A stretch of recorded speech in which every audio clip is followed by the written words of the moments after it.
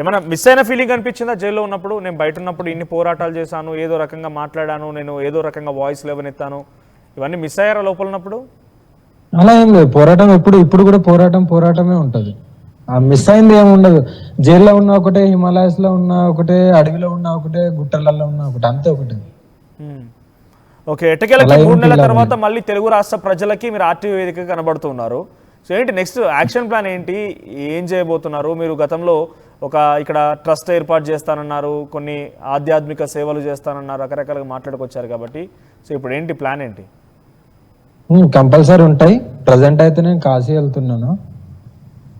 కాశీ వెళ్తున్నారు కాశీలో already? బయలుదేరుతున్నాము.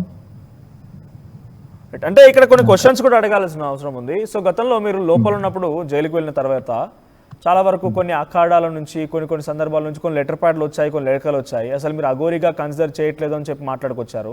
So ఇప్పుడు మీరు నార్త్ ఇండియాలో మళ్ళీ వెళ్ళి మీ పూజలు చేస్తారా? మీ కార్యక్రమాలు మళ్ళీ మీరు కంటిన్యూ చేస్తారా? అంతే కదా, యథావిధిగా నా పూజలు నాకే ఉంటాయి.